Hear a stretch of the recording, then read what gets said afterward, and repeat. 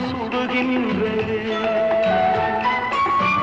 எனது கைகள் மீட்டும் போது வீணை அழுகின்றது.